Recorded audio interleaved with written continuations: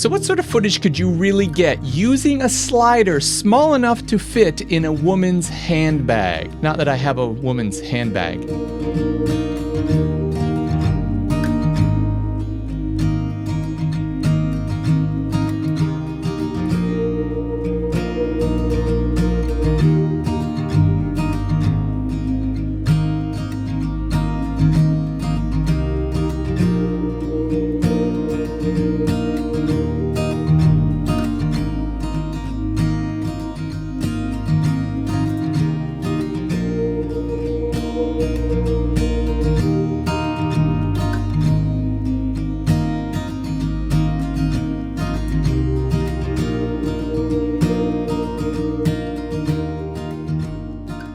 And it's always been a question for me, do I need a slider and would I use it? And after spending a few months with this slider, now I know the answer to both of those things is yes and yes.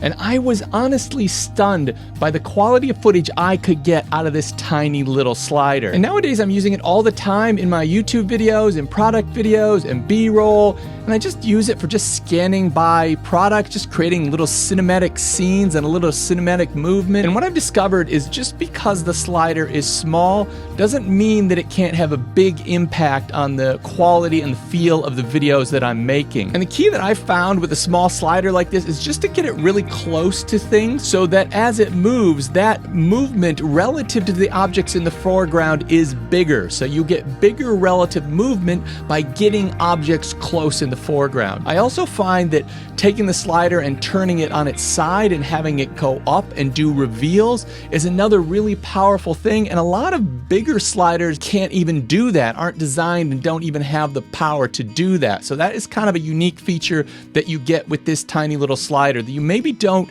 in some of the much more expensive and larger sliders. And although I always kind of wanted a slider, I wasn't sure that I would use it, and I wasn't sure about the price. And YC Onion did reach out to me and ask me if I wanted to test this new Chocolate SE slider, probably the weirdest name I've ever heard for a slider. And YC Onion, it's maybe the weirdest name I've ever heard for a company, but they've been around for a little while now. They make a whole bunch of sliders, and this is their most affordable and smallest motorized slider. And although I was blown away with how capable and powerful this little slider was, there was one thing, one negative thing, and I thought I would just mention it up front, and that is it's a little bit louder than I would like it to be. And I kind of hope that I might be able to use this slider in sort of a rotating fashion, just sliding back and forth when I'm making my videos. And unfortunately, it just has just enough noise that it gets into the microphones and you can hear it. So for me, it was not usable for that purpose, and I thought that I would share that with you. So this is a slider that if you have got a microphone or you're using audio from either the camera or something in really near proximity to the slider itself, unless the noise or the sound in the environment is reasonably loud, if it's not quiet, you are going to hear the little mechanical noise of the sliders. And on the positives, the first thing is the size. It's so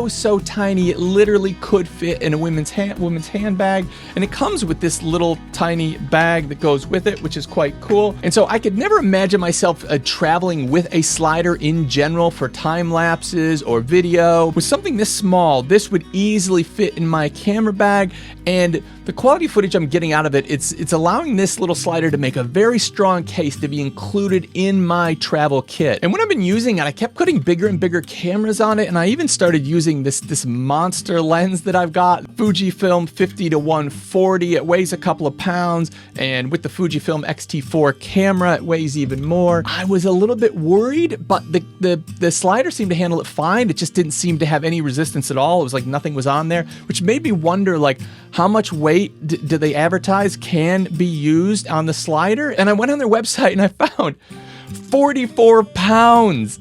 This little slider is rated to 44 pounds. So I don't know what sort of camera is going to be 44 pounds or even how you're going to balance it on the little ball head there, but it's an incredible amount of weight, so you are not going to overload this slider. And because of the amount of power the slider has, it does allow you to mount it on a tripod and mount it in this orientation. So you mount it like this, and what you'll see is in some of the footage that I've just played, I had the slider going up and down like this. this, and other times I'd have it a little bit of an angle, so it would be going forward and in, or back and up. So it does have some capabilities that the bigger, more expensive sliders don't. So I think that was a really cool thing. And in the shots that I was doing, I was finding I was really enjoying that sort of up and down reveal shot. I think that looked really good. And in the ice melting in the jar, I did a time-lapse shot with it going down and forward towards the jar as the ice was melting. And that was like about an hour or so of photographs, of time-lapse photographs that I compiled to make that little shot. So I'm super, super impressed by its capability and how powerful it is and all the different functions that that extra power gives you. One of the things I really loved about the slider is just how easy it was to use. And the simplest and easiest way to use it is just to turn it on and use it as a desktop slider. And as a desktop slider, I can see here it's in position 1.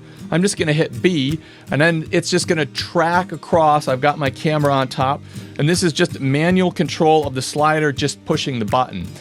Beyond that, you have the ability to program it by using these buttons, and the manual has instructions on how you can program it to either go back and forth or go one way. You have control of the speed, but even easier than that is the slider app, the chocolate slider app. And once you open up the app, all you're going to do is it's going to automatically find the device. It's going to pair with the device. You don't have to do anything extra there. And then you have these choices of setting A and B positions. So you slide the slider to where you want point A to be. You hit A. It says, do you want to set the point? I said yes. Then I slide the slider and I just hold it. The slider goes across until it gets to point B. And then I'm going to set point B. Now, I can just use it like this, where I'm just remote controlling it back and forth so I don't have to touch it or bump the table. Or I can go back and forth, and now I've hit point B. I'm going to say, yes, I want to set point B. And then it allows me to choose between video or time-lapse mode. So if I go video mode, all right, now I'm in video mode, and up at the top here, I've got a choice of cycle. That means, do I want it to just go back and forth, bounce back and forth, or do I want it to go to the end and stop? So I've hit cycle, so it's going to go back and forth.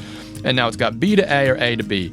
I'm just going to hit B to A, and now it is going, and I don't have to do anything. It is going to just cycle back and forth until I tell it to stop. Now, it no longer even requires the app. The app has now programmed the slider to what it's going to be doing. It's going to be going back and forth between A and B, and I can turn off the app, I can walk away with my phone, and it will continue to work. The other thing, once it's going, I have control of is the speed. So I can just slow it down or speed it up. So they're at 100%, and slow it down to 22%. So you have this full range from 0 to 100% as far as what speed you want the slider to operate in. So the fact that you can control it with either Bluetooth or directly with the buttons on the actual slider itself, I think is pretty cool, and just makes it really easy to use in all different situations or circumstances. Now, you got a couple different options as far as powering the unit goes, and the first one is you can power it with a little Sony NPE battery. This is just a generic sort of newer version of it, and that just slides in once it's charged up. And there, it's sort of part of the unit. It doesn't have to sit anywhere else, and there you go. You're ready to go. And I found that this battery has lasted me for ages. I can do so many different projects with it. But if, for example, you decided you're going to sort of do a long time lapse and this would be going for a while, they provide you with an extra little cable, and this little cable will allow you to plug it into the slider and then plug it into a battery bank. So you could literally go for days with this depending on the size of your battery bank. So you're only restricted by the size of your battery bank. I also like the fact that on the bottom it has mounting options for your tripod. So it's got one of the big threads, and then it's got, I think it's 4 of the small threads. And I've been using this a lot on a tripod, and most of those shots you saw at the beginning were just done on a tripod. So you've got the camera on there, you go mount it like you normally would, you use the ball head to adjust the angle, and away you go. And I was just programming all those shots with my phone and just letting it go. And the other thing I would say is the build quality on this thing is absolutely fantastic. I cannot believe how well built. It is an all-metal build. It's metal on the bottom, sides, top. There is not one part of this that you can touch that isn't metal. It is so extremely well built. It just feels like it would really take a bit of abuse, and it is something you could throw in your bag and travel with, and it's not something that I would worry about chipping or breaking very easily. And I'll put links to the little slider in the description down below, and I think for me, this has really become an indispensable part of my workflow. Depending on the type of work you do, or the type of YouTube channel you have, or narratives that you shoot, or product videos you make, this might be actually a pretty good product for you as well.